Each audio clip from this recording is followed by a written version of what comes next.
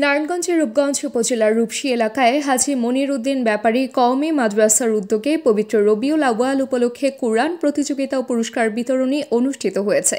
শুক্রবার রাতে মাদ্রাসা প্রাঙ্গণে আয়োজিত এই অনুষ্ঠানে শতাধিক শিক্ষার্থী অংশ নেয়। অনুষ্ঠানের প্রধান অতিথি ছিলেন সুপ্রিম কোর্টের সিনিয়র আইনজীবী ও মাদ্রাসার প্রতিষ্ঠাতা সভাপতি অ্যাডভোকেট তৈমুর আলম খন্দকার। তিনি বলেন, গরিব অসহায় পরিবারের সন্তানরা যাতে ধর্মীয় ও আধুনিক শিক্ষায় শিক্ষিত হয়ে সমাজে অবদান রাখতে পারে সেজন্য তার প্রচেষ্টা অব্যাহত থাকবে। এ সময় এলাকার বিশিষ্ট ব্যক্তিরা উপস্থিত থেকে শিক্ষার্থীদের হাতে পুরস্কার তুলে দেন। অনুষ্ঠান শেষে মরহুম হাজী মনির উদ্দিন ব্যাপারীর রুহের মাগফিরাত কামনায় বিশেষ দোয়া অনুষ্ঠিত হয়।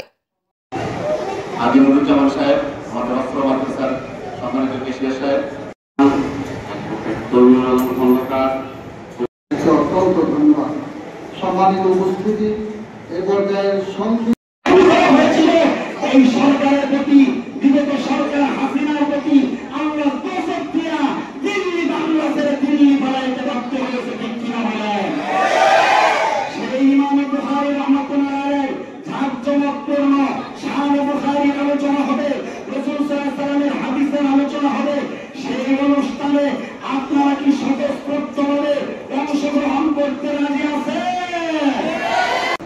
ফাউন্ডেশনটা হলো যে আমাদের বিশ্বাস করতে হবে যে আল্লাহ এক, সৃষ্টিকর্তা এক, সমস্ত ক্ষমতার মালিক আল্লাহ এবং হযরত মুহাম্মদ সাল্লাল্লাহু আলাইহি ওয়াসাল্লাম এই কথাটাই আমাদের মূল কথা।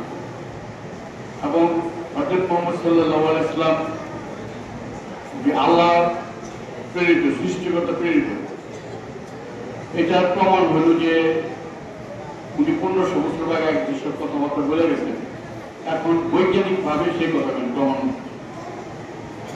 এখন বিজ্ঞানীরা স্বীকার করতেছে বিভিন্ন গবেষণার পর যে এই কথাগুলি বলছেন, একটা কথা উনি কেউ অত্যন্ত মিথ্যা প্রমাণ করতে পারে।